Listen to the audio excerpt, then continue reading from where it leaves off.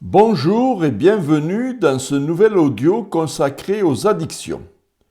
Aujourd'hui, j'aimerais vous parler d'un mécanisme souvent mal compris. Un mécanisme qui peut profondément changer la manière dont on regarde ce que l'on vit. On pense souvent que tout commence par un déclencheur, une situation, une émotion, un moment particulier. Mais dans la réalité, ce déclencheur n'est presque jamais le vrai problème. Il y a un moment que beaucoup de personnes reconnaissent, même si elles ont du mal à le décrire. Une journée un peu longue, ou au contraire, un vide qui s'installe, une remarque, un message, une fatigue soudaine. Et là, presque sans réfléchir, le geste apparaît. Quand on cherche à comprendre une addiction, on s'arrête souvent à ce qui se voit.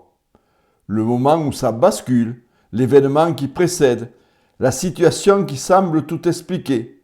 C'est rassurant parce que cela donne une cause claire, mais en réalité, c'est une lecture incomplète. Si le déclencheur suffisait à expliquer, alors la réaction serait toujours la même. Or, ce n'est pas le cas. Il y a des jours où une remarque passe presque inaperçue, et d'autres où elle devient difficile à supporter. Ce décalage dit quelque chose de fondamental. Ce n'est pas seulement ce qui arrive qui compte, c'est ce que cela vient toucher à l'intérieur. Derrière un geste qui semble soudain, il y a souvent autre chose, quelque chose de plus discret, de plus ancien parfois, une fatigue accumulée, une tension qui ne s'est jamais vraiment relâchée, un sentiment de solitude, une pression intérieure qui ne trouve pas de sortie. Le déclencheur ne crée pas cet état, il le révèle. Il agit comme un point de contact, un moment où quelque chose déjà présent devient trop difficile à contenir. C'est pour cela que deux situations identiques ne produisent pas les mêmes effets. Parce que l'état intérieur, lui, n'est jamais tout à fait le même. Dans ces moments-là, la pratique addictive ne vient pas par hasard.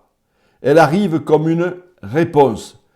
Pas une solution durable, mais une réponse immédiate.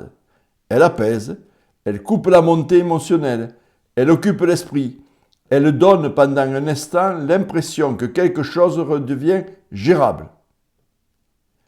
Et ce point est essentiel. Ce soulagement est réel. Et c'est précisément ce qui rend le mécanisme si puissant. Le cerveau apprend, quand ça devient difficile, ce geste aide. Et la fois suivante, il propose la même voie, encore plus vite, presque automatiquement. Face à cela, beaucoup essaient de gérer les déclencheurs, éviter certaines situations, se protéger, mieux contrôler les moments à risque. Et parfois, ça aide, mais ça ne suffit pas.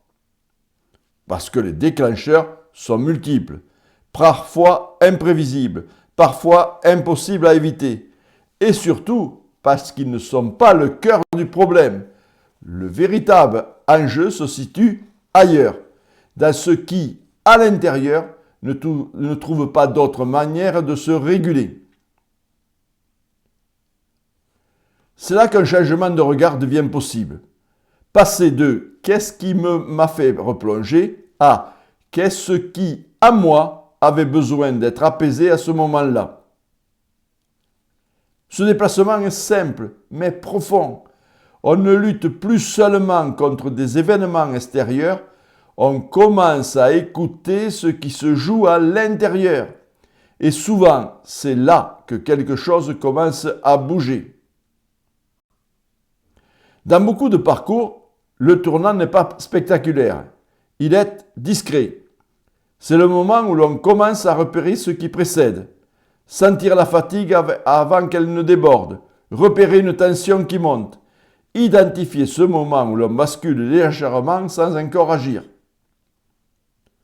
Ces mouvements sont presque invisibles, mais ils ouvrent un espace où le geste n'est plus totalement automatique. Un espace où une autre réponse devient parfois possible.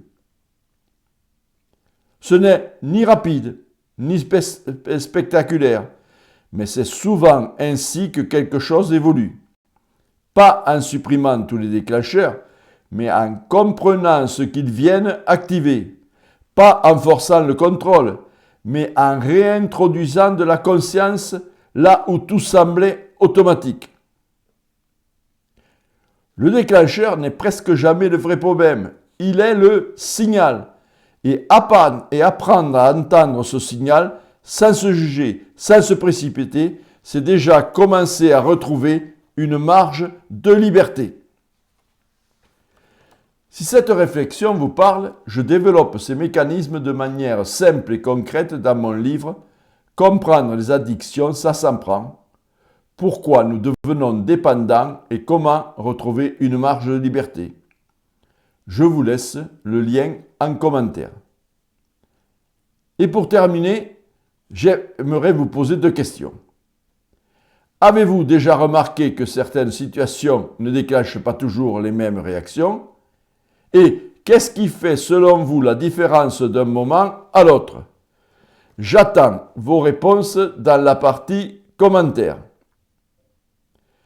Merci bien de votre écoute et à très bientôt pour un prochain épisode sur les addictions.